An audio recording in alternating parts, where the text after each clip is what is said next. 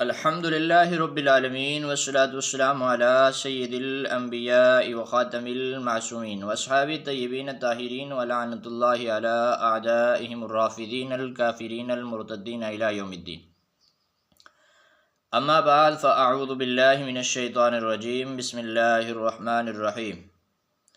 ومن یبتغ غیر الاسلام دینا فلن يقبل منہ وهو فی الآخرۃ من الخاسرین. صدق اللہ العظیم و صدق رسولہ النبی الکریم ونحن علی ذلک لمن الشاہدین والشاکرین والحمد للہ رب العالمین. گرامی قدر سامعین احباب، آج ہم آپ کے سامنے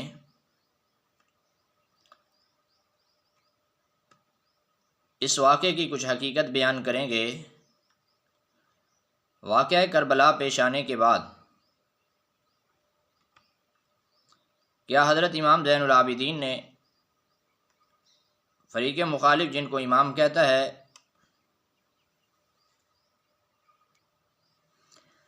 کیا اس بزرگوار نے واقعہ کربلا پیش آنے کے بعد اور سارے حالات سے آگاہ ہونے کے بعد حضرت زین العابدین علیہ الرحمہ نے یزید کے ہاتھ پر بیعت کر لی تھی یا نہیں کی تھی، اس کی حقیقت حال کیا ہے، اور فریق مخالف کے مصنف اور فریق مخالف کی کتب اس بارے میں کیا لکھتی ہیں. جبکہ فریق مخالف اس واقعہ کربلا کا سارا مجرم یزید کو ٹھہراتا ہے، جبکہ امام اس کے ہاتھ پر بیعت کرتا ہے. تو فریق مخالف کے اصول کے مطابق دیکھا جائے تو یزید صرف ایک خلیفہ نہیں، فریق مخالف کا اصول بیان کر رہا ہوں کہ فریق مخالف کے اصول کے مطابق یزید ایک معصوم خلیفہ بنتا ہے، اس لیے کہ اس کے ہاتھ پر امام نے بیعت کی ہے، اور امام معصوم کے علاوہ غیر معصوم کے ہاتھ پر بیعت کرتا نہیں ہے. جب امام نے بیعت کی ہے اور امام کا ہر فعل مفترض الطاعت ہوتا ہے، اگر اس کی اطاعت نہ کی جائے تو وہ امام نہیں ہے، اور اگر وہ تقیہ کرے تو امام تقیہ کرتا نہیں ہے، کیونکہ تقیہ ایک جھوٹ ہے، اور جو جھوٹا شخص ہو وہ امام نہیں ہوتا. تو اس طرح یہ ساری حال حقیقت ہے. اور اب امام جو ہے، دیکھیں گے فریق مخالف کی کتب سے کہ امام زین العابدین، جس کو فریق مخالف امام کہتا ہے، اور چوتھے نمبر کے امام،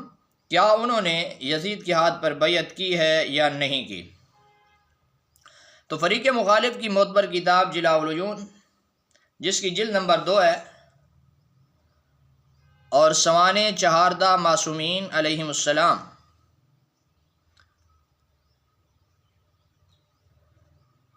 تالیف ملا محمد باقر مجلسی لعنت اللہ علیہ بن علامہ محمد تقی مجلسی، ترجمہ عبد الحسین مرحوم، ناشر عباس بک ایجنسی، رستم نگر درگاہ حضرت عباس، لکھنؤ، انڈیا. یہ جلاء العیون کا ترجمہ ہے، اور اس میں یہ بات بالکل واضح طور پر موجود ہے کہ امام زین العابدین نے یزید کے ہاتھ پر بیعت کی اور اقرار کیا کہ میں آپ کا غلام ہوں، جیسے آپ چاہیں، اگر چاہیں تو مجھے اپنے پاس رکھیں، اگر چاہیں تو بیچ دیں. تو ایک امام اگر کسی کے بارے میں کہے کہ میں آپ کا غلام ہوں، آپ کا خادم ہوں، آپ کا نوکر ہوں، تو اب ہر آدمی اس بات سے فیصلہ کر سکتا ہے کہ فریق مخالف کے امام نے جب یزید کے ہاتھ پر بیعت کر لی ہے تو اب فریق مخالف کے اصول کے مطابق یزید کیا ٹھہرتا ہے. ہمارا مقصد یہ ہے کہ فریق مخالف کی کتب سے اس بات کو بیان کریں کہ فریق مخالف کے اپنے اصول کے مطابق اس واقعے کی حقیقت حال کیا ہے، جو جھوٹا واقعہ کربلا ایک بیان کیا جاتا ہے، اور واقعہ کربلا کی آڑ لے کر حضرت امیر معاویہ رضی اللہ عنہ پر طنز کیا جاتا ہے، اور نبی علیہ الصلاۃ والسلام کے صحابہ کرام پر. اور اگر دیکھا جائے تو فریق مخالف کے اپنے امام یزید کے ہاتھ پر بیعت کر کے بیٹھے ہیں، اور جو واقعہ کربلا میں موجود تھے. اور پھر فریق مخالف کا دعویٰ ہے کہ وہ معصوم ہے، یعنی سوائے عصمت کے ان سے کوئی ایسی بات ہوتی نہیں ہے، یعنی جو وہ فعل کریں گے اس میں وہ معصوم ہوں گے. تو جب فعل، کیونکہ امام کا ہر فعل معصوم ہوتا ہے، اگر معصوم نہ ہو تو وہ امام نہیں ہوتا،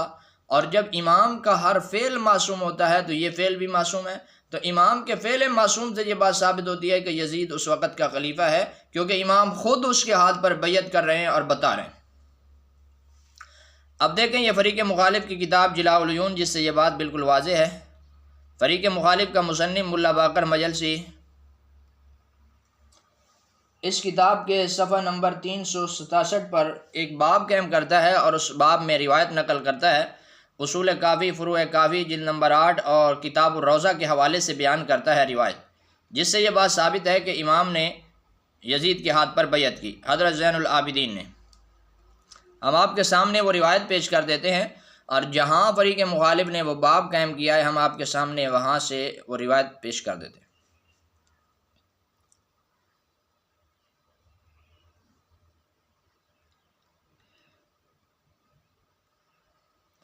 یہ دیکھیں،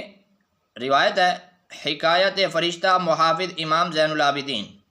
اس فرشتے کا واقعہ جو حضرت امام زین العابدین کی حفاظت کرتا تھا، یعنی فرشتے بھی حفاظت پر مامور تھے، اس کے باوجود بھی امام زین العابدین نے یزید کے ہاتھ پر بیعت کر لی۔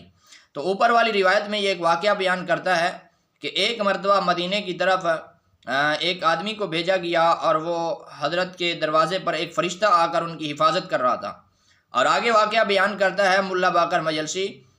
کلینی کے حوالے سے، اصول کافی کے حوالے سے، اور بتاتا ہے کہ یزید آیا، یا یزید کا اس وقت کا گورنر آیا جو مدینہ کا گورنر تھا، اور اس کے ہاتھ پر امام زین العابدین نے بیعت کی، یعنی فرشتے کی حفاظت کے باوجود بھی بیعت کر رہے ہیں۔ دیکھیں دونوں واقعات کو دیکھیں اور خود فیصلہ کریں۔ دیکھیں، حکایت فرشتہ محافظ امام زین العابدین، ایضاً سعید بن مسیب سے روایت کی ہے کہ جب یزید بن عقبہ کو بھیجا کہ مدینہ کو لوٹ لو اور اہل مدینہ کو قتل کریں، ان ملاعنین نے اپنے گھوڑے ستونہائے مسجد رسول سے باندھے اور ان کو گرد مرکز منور چھوڑ دیا، اور 3 دن مدینہ کو لوٹا، اور ہر روز حضرت امام زین العابدین مجھے لے کے مرکز منور حضرت رسول کے پاس لے جاتے اور دعا پڑھتے تھے۔ اس سے آگے یہ بیان کرتا ہے واقعہ، اور اعجاز حضرت سے ایسا ہوتا تھا کہ میں ان کو دیکھتا تھا کہ لوگ مجھے نہیں دیکھتے تھے، اور میں نے ایک مرد کو دیکھا کہ اشہب پر سوار، جامہائے سبز پہنے، حربہ ہاتھ میں لیے ہر روز آتا تھا اور دروازہ خانہ حضرت پر کھڑا رہتا۔ جو شخص حضرت کے دروازے پر جانے کا قصد کرتا اس حربہ کو اس کی جانب حرکت دیتا تھا، اور بغیر اس کے کہ وہ حربہ اس تک پہنچے وہ گر کے مر جاتا تھا۔ جب وہ ملاعین لوٹ سے دستبردار ہوئے، حضرت امام زین العابدین اپنی دولت سرائے میں تشریف لے گئے اور عورتوں کے زیور، پوشاک، اطفال کے گوشوارے اس سوار کے واسطے لائے، یعنی جو سوار کھڑا ہو کر پہرا دے رہا تھا اس کے لیے حضرت سامان لے آئے۔ اس سوار نے کہا کہ اے اللہ کے رسول کے بیٹے، میں ایک فرشتہ ہوں، ملائکہ سے اور آپ کے پدر بزرگوار کے شیعوں سے ہوں۔ جب یہ لوگ مدینہ کو لوٹنے آئے میں نے حق تعالیٰ سے اجازت لی کہ میں زمین پر جا آپ کی نصرت کروں، اور جو کچھ کہ میں نے کیا اس کی وجہ سے رحمت خدا و شفاعت رسول خدا اور آپ اہل بیت کی امید رکھتا ہوں۔ یہاں تک یہ روایت بیان کی ہے۔ اس سے آگے والی روایت بیان کرتا ہے قرینی کے حوالے سے، یعنی یہاں سے یہ بات ثابت ہوتی ہے کہ امام کی حفاظت کے لیے فرشتے مامور تھے، اور فرشتوں کی مامور اور حفاظت کے باوجود امام یزید کے ہاتھ پر بیعت کر رہا ہے۔ اب اس سے واقعہ ساری بات سمجھ آتی ہے کہ مجبور تو نہیں تھے، کیونکہ مجبور ہوتے فرشتے حفاظت بھی کر رہے ہیں اور پھر بھی وہ بیعت کر رہے ہیں، تو اس سے ساری بات بالکل واضح ہو جاتی ہے کہ فریق مخالف جھوٹ بولتا ہے کہ انہوں نے تقیہ کیا یا تقیہ کی حالت میں انہوں نے زندگی گزاری، اور فریق مخالف کا اصول یہ ہے کہ جتنے بھی ائمہ تھے انہوں نے تقیہ کی حالت میں یعنی جھوٹی زندگی گزاری۔ اب دیکھیں، یعنی ان کا اندر اور تھا باہر اور تھا، لیکن فریق مخالف نے اس بات کو نقل کیا تھے کہ کلینی نے بسند حسن، یعنی اس کی روایت کی سند بھی حسن ہے اور یہ صحیح کی ایک قسم ہے۔ حضرت امام محمد باقر سے روایت کی ہے کہ یزید حج کے بہانے مدینہ میں آیا کہ اہل مدینہ سے بیعت لے، پھر ایک قریشی کو طلب کر کے کہا میری غلامی کا اقرار کر، اگر میں چاہتا ہوں تجھے قتل کروں، اور اگر میں چاہتا ہوں تجھے قتل کروں اور اگر چاہوں تجھے اپنی خدمت میں رکھوں۔ اس مرد دیندار نے کہا قسم بخدا تو حسب نسب میں مجھ سے بہتر نہیں ہے، اور تیرا باپ میرے باپ سے بہتر نہ تھا، نہ وقت جاہلیت کے وقت اور نہ اسلام میں، اور تو دین سے مجھ سے بہتر نہیں ہے، پھر کس واسطے میں یہ اقرار کروں؟ یزید نے کہا قسم بخدا اگر تو اقرار نہ کرے گا میں تجھے قتل کر دوں گا۔ اس مرد نے کہا تیرا قتل کرنا میرے واسطے زیادہ نہ ہوگا، قتل حسین بن علی فرزند رسول سے۔ یہ سن کر یزید ملعون نے ان کو قتل کیا اور کچھ لوگوں کو بھیج کر حضرت علی بن حسین کو طلب کیا، یعنی امام زین العابدین کو بلایا اور طلب کیا۔ اس سے پہلے ایک اور ہاشمی کا واقعہ ہے کہ ان کو قتل کر دیا گیا، ایک قریشی کا واقعہ ہے۔ اس کے بعد امام زین العابدین کو بلایا اور وہی کہا جو اس مرد سے کہا تھا، حضرت نے فرمایا اگر میں اقرار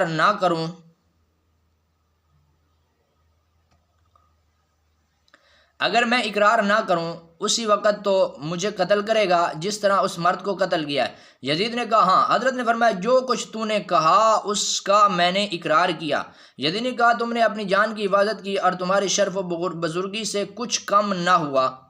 اب یہاں تک بات ہے، یہاں تک بات بیان کرنے کے بعد یعنی یزید کے ہاتھ پر بیعت کر لی اور اس بات کو تسلیم کر لیا کہ جو تو نے کہا کہ میں تمہارا ایک غلام ہوں، تم چاہو اپنے پاس رکھو، اگر چاہو مجھے بیچ دو۔ جب یہاں تک اس بات کو بیان کیا، اس سے آگے مؤلف ملا باقر مجلسی اس بات کو تسلیم کرتا ہے کہ یہ بات تو بالکل ٹھیک ہے کہ امام نے بیعت کی،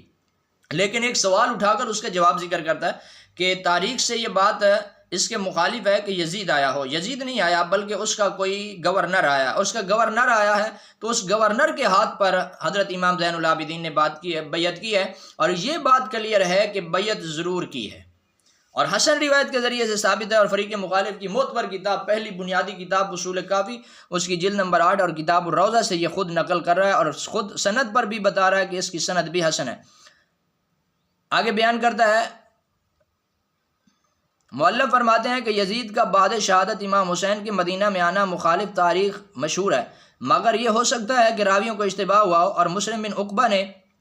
اس ملعون کی طرف سے آ کے بیعت لی ہو، کہ یہ بات تو بالکل کلیئر ہے، لیکن لی کس نے بیعت ہے تو مسلم بن عقبہ نے آ کر لی ہے۔ تو دیکھیں اس واقعے میں بیان کیا گیا ہے کہ یزید کے ہاتھ پر حضرت زین العابدین نے بیعت کی ہے، اور فریق مخالف کا امام بیعت کر رہا ہے، صفحہ نمبر 367 ہے، اور اس سے اوپر باب نمبر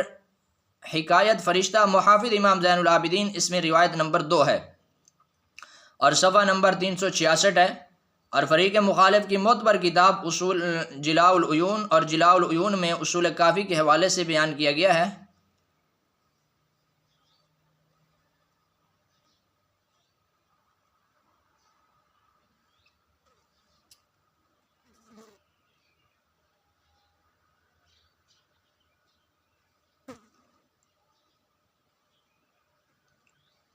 صفحہ نمبر 367، کلینی نے بسند حسن حضرت امام محمد باقر سے روایت کی ہے کہ امام محمد باقر خود اس روایت کو بیان کر رہے ہیں، اور بسند حسن کہ یزید حج کے بہانے مدینہ میں آیا، اہل مدینہ سے بیعت لی، اور پھر ایک قریشی کو طلب کیا، اور پھر آگے امام زین العابدین کا سارا واقعہ کہ حضرت زین العابدین نے یزید کے ہاتھ پر بیعت کی، یہ واقعہ بالکل درست ہے، اور فریق مخالف کی معتبر کتب سے یہ بات ثابت ہے۔ اور یہ جو ہم نے آپ کے سامنے کتاب پیش کی ہے، یہ ملا باقر مجلسی کی کتاب ہے جس کا نام جلاء العیون ہے، اور اس کا صفحہ نمبر 367 ہے اور 366 ہے، اور اس میں اس واقعے کو بیان کیا گیا ہے،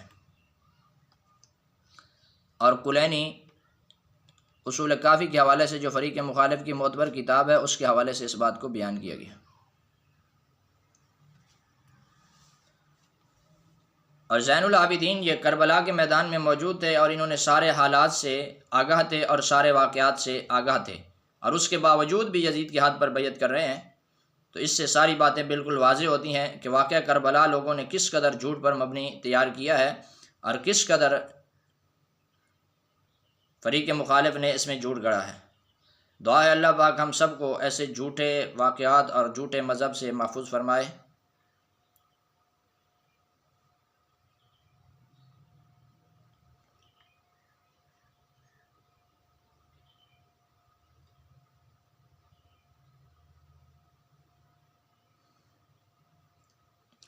وآخر دعوانا ان الحمد للہ رب العالمین۔